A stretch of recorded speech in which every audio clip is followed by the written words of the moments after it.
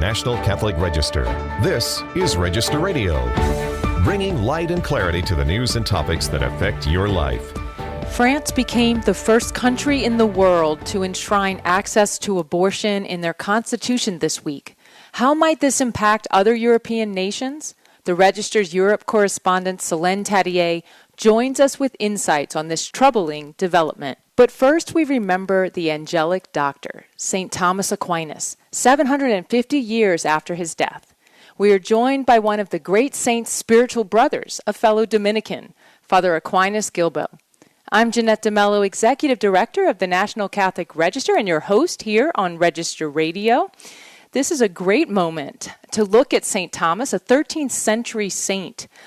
He is known as the angelic doctor and the common doctor, and we remember him especially on March 7th, the day of his death. So St. Thomas lived from 1225 to 1274, and he was from Italy. He's known as a philosopher and a theologian, and he was a Dominican. We are going to learn a lot more about his life from a fellow Dominican. That is Father Aquinas. Sorry, can you cut that, please? That is Father Aquinas Guilbeau, a Dominican of the province of St. Joseph. He is currently University Chaplain and Vice President of Ministry and Mission at Catholic University of America in Washington, D.C., and he did his doctoral dissertation on St. Thomas Aquinas' doctrine of common good. He's also taught moral theology at the Dominican House of Studies. Father Guilbeau, it's a pleasure to have you. Thank you so much. It's a pleasure to be with you. Happy Feast Day. Yeah. Yes, happy Feast Day. I was going to ask you the very first thing was how is your community celebrating this? So Dominican communities around the world are celebrating in different days. You know, March 7th does mark the actual 750th anniversary of St. Thomas's death. So it's quite a year, quite an anniversary. And so here in Washington, between the two communities, the Dominican House of Studies, we also have a parish in downtown D.C., St. Dominic's. Between the two communities, we have 2 days worth of celebrations, and we're looking forward to those. So you mentioned this is the year of his death, so the 750th anniversary of St. Thomas's death, but we really are in sort of a jubilee of St. Thomas, aren't we? That's right. Providence has so arranged sweetly and wisely for us that St. Thomas Aquinas, was born 800 years ago, roughly this year. He died 750 years ago this year and was canonized 700 years ago this year. And so we can remember all three of those anniversaries roughly at the same time, all those events 50 years apart. So we are celebrating something of a major jubilee of Aquinas this year. Absolutely. So anyone who's taken classes in college, theology classes, or maybe even philosophy classes, has probably studied something of St. Thomas's work, the Summa Theologica and whatnot. But what would you say to a more general audience is the most enduring legacy of St. Thomas? Well, I think his most enduring legacy is his entire corpus of work, and not just the conclusions he reached and the texts that he produced, but also the example of a Catholic scholar, a Catholic philosopher, a Catholic theologian, a Catholic priest and religious who pursues wisdom and knowledge for the sake of enlightening his brothers, enlightening the church, enlightening everyone in terms of what God has done in creation, what he's done even more wondrously in our redemption, in the incarnation, and the marvelous mysteries he has prepared for us.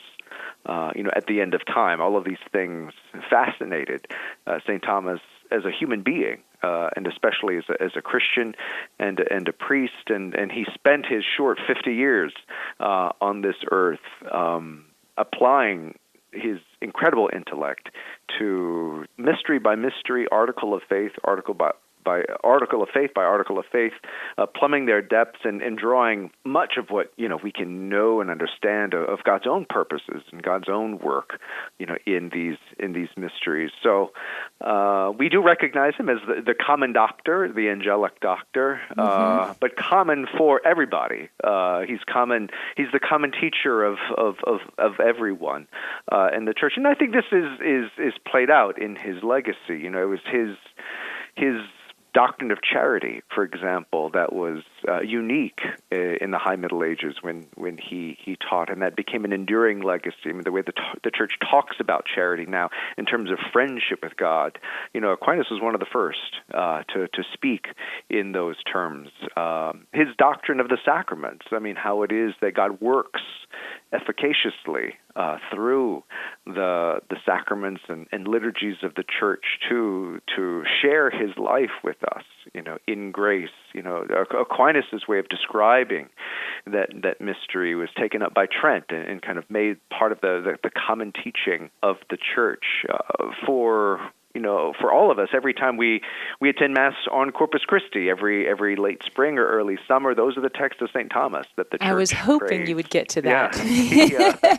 He was not only a brilliant priest and philosopher and theologian, he was something of a mystic and a poet, too, who spent much time in prayer, was just fascinated by the Eucharist, and was invited by the Pope at the time to compose the texts for the new Corpus Christi liturgy. And so, there are just many things that are one might admire about Aquinas, and just many ways in which his legacy is still enjoyed by the church today.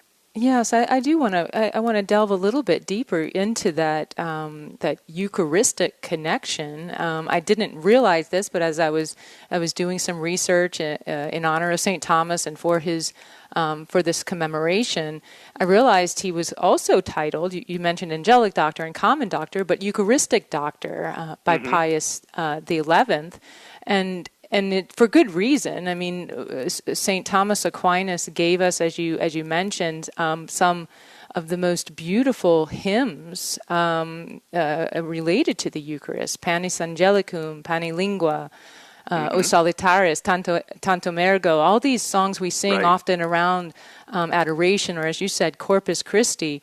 And the most beautiful thing is they did come out of his own devotion. Can you speak a little bit? There's so many stories of his devotion. Can you give us some, just to get a picture of this person who explained transubstantiation, but also just had a deep love? Right. Yeah, for Aquinas, the Eucharist wasn't a kind of intellectual puzzle to be solved, for which, he develops transubstantiation as a way of satisfying kind of the mind's desire for a little riddle there. No, I mean, this was a mystery for him. This is a way in which God, through the incarnation of Christ, humbles himself, puts himself in our hands as a sacrifice to be offered, as a representation of his Christ's sacrifice on Calvary, but also God becomes our food. He feeds us with himself, and just as a Christian and a priest, Aquinas encountered this mystery every day. He was awed by this mystery. One of the legends of his life that come down to us is that he every morning, would attend Mass twice. The first time was his own Mass as a priest. He would offer Mass as is good and just for every priest to do. But then just afterwards, after that first Mass, at which his secretary would serve, then his secretary would offer his Mass, and St. Thomas would serve that Mass as an act of thanksgiving for the Mass that he had offered just before. So every day before Aquinas sat at his desk, before he returned to his books, time was spent with the Lord, not once but twice, at the Holy Sacrifice at the Mass, and certainly that shaped not only Aquinas' day, but the way in which he approached all of his work, from just being fed by by word and sacrament, and then Aquinas applying his mind for the rest of the day to plumbing the depths of that mystery just celebrated. Yes, and since we are talking about his death at age 49, Right. he seemed towards the end of his life to have so many mystical experiences, and such that he even, I don't remember the exact words, you probably would, but he realized in a moment of kind of ecstasy that his own writings, his effort to describe the mysteries of God were absolutely nothing compared to what he could experience in these moments of deep spiritual ecstasy. And further, I read that he died after receiving communion. As difficult as he was, as sick as he was, he received the Holy Eucharist, and then went into a kind of ecstasy from which he never awoke. It's beautiful. His Right. just how much he gave us, and yet this just deep love that he had. I think we can all imitate That's right. in small ways. Yeah, and it was always in service to Christ and service to his church, as a Dominican friar, but in service to Christ and the church. Again, it was the church's collective understanding of the creed and the articles of faith that he spent each and every day expounding.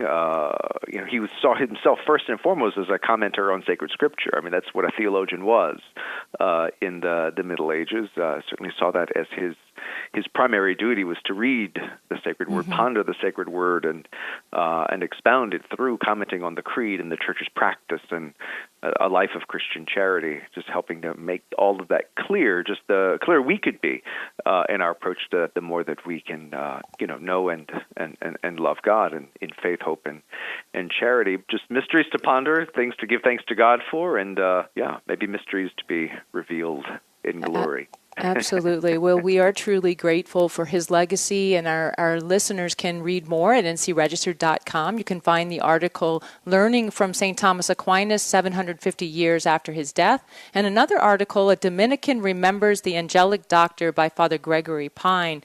And Father Aquinas Guilbeau, I am so grateful for your time today. Thank you.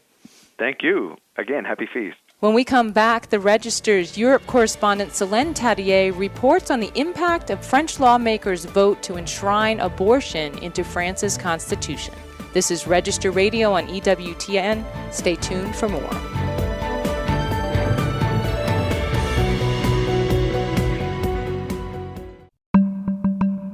Sacrifice is a profound virtue Catholics can lovingly embrace, especially during Lent. But this year, why not also indulge in something good for your soul? Give yourself the gift of EWTN's National Catholic Register and stay connected to the latest developments and historical traditions of our Catholic faith. Save half off your subscription today. Get the National Catholic Register delivered to your home, office, or parish, filled with spiritual insights on world events, along with compelling Catholic news and information. To get 50% off your subscription, order online at ncregister.com/radio or call 800-421-3230 and mention code RADIO. The National Catholic Register. It's the one indulgence you won't ever want to give up. Call or click today to save half off. The National Catholic Register. Read faithfully.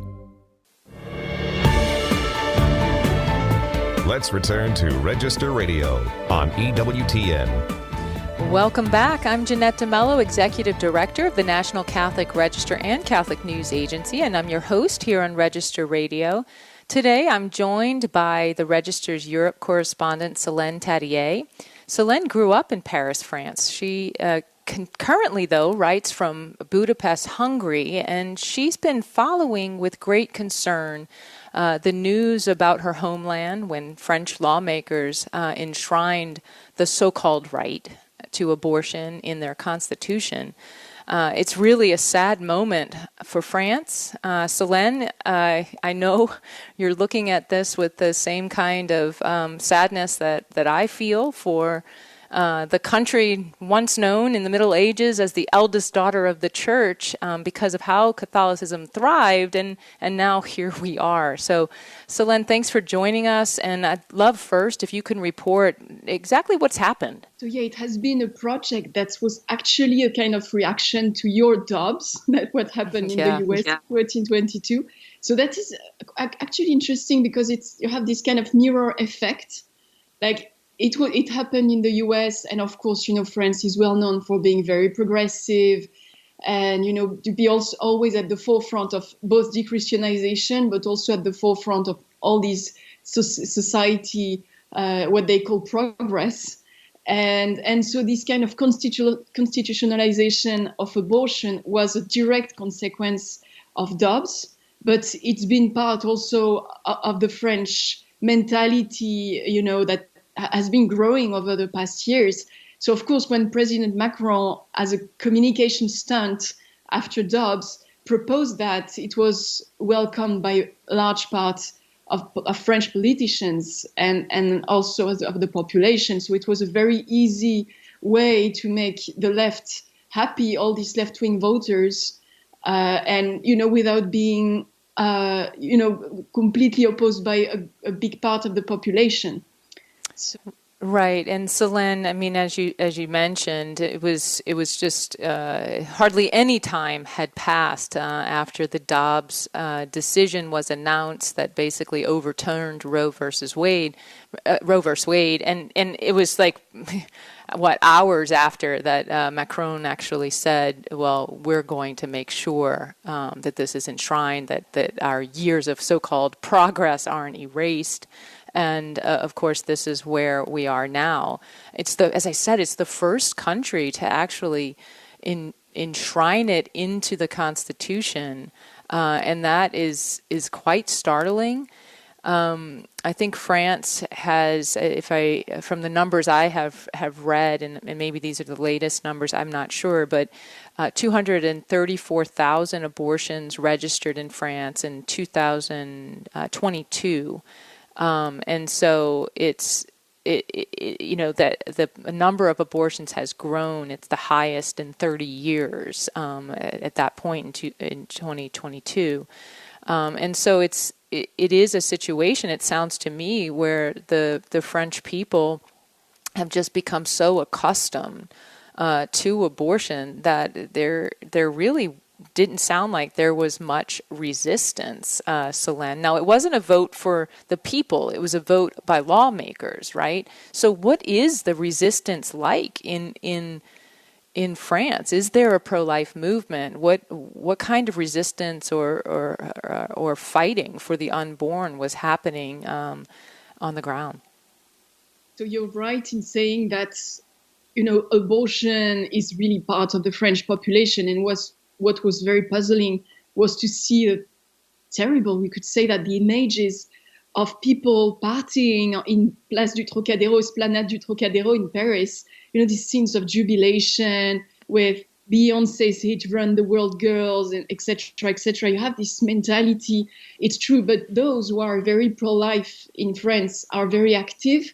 At the same time, you had a big gathering in different parts, but mostly in Versailles, where the Congress was united for the final vote. You had a lot of people who participated in this protest. And what is interesting is that many of them are very young people. So you also see this kind of new generation rising up, to change the mentality. And what was also interesting was the fact that many French bishops were often accused of not being bold enough. This time, many of them made very, very strong statements in opposition to this vote. So something is happening, and some people think that, this kind of radicalization of the pro-abortion movements over the past few years has also the effect of waking up consciences in France. So we could see interesting movements rising up, and one of their role model right now is the US again. You have more and more pro-lifers in France saying our strategy is not the right strategy. We should look at the US, what they do. They are so efficient, proficient. They are building centers to offer alternatives to women. We don't do that in France. We need to rethink our strategy, and the US is the best model for us.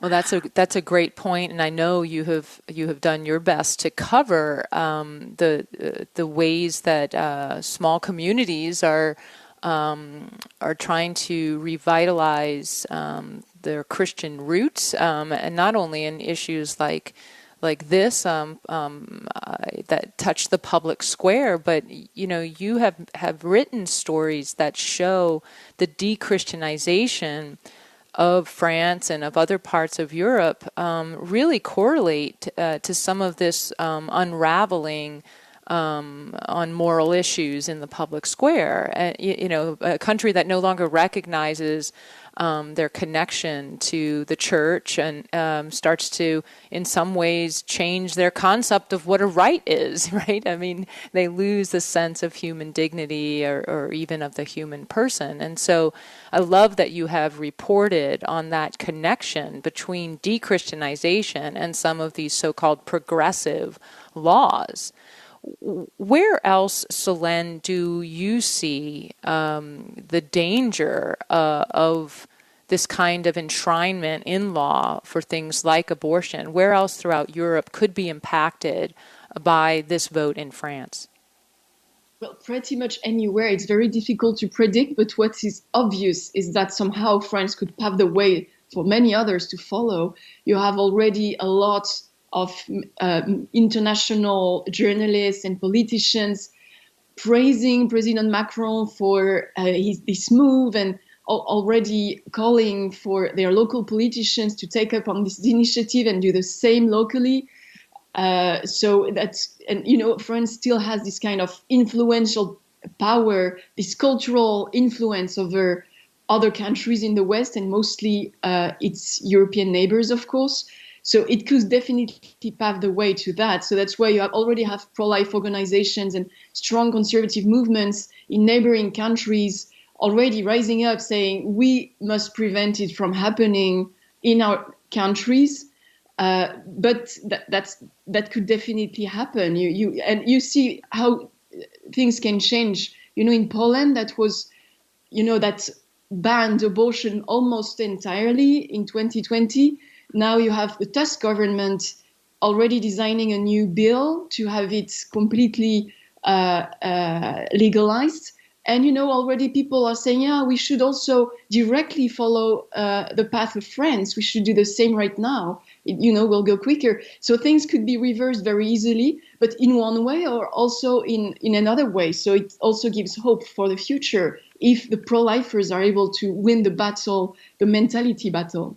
Right. I think Spain is another place where in recent years legislation has allowed girls as young as 16 or 17 to have abortions without parental consent, and things like removing a period of reflection, a waiting period, that helps allow an opportunity for people to slow down in their decision to terminate. And so these kinds of legislations come in all sorts of ways to make it more liberal, the abortion laws more liberal. But I agree with you regarding that, how concerning the celebratory aspect was across Europe and really the world, or the Western world in regard to France's decision. Solene, what can still be done? I know that just I guess it was a couple months ago, in January, pro-lifers did gather in Paris, maybe 15,000 strong, and they were seeking they were promoting some proposals that could actually help women not to feel that abortion was their only resort. What kind of things are the pro-life movements working on now?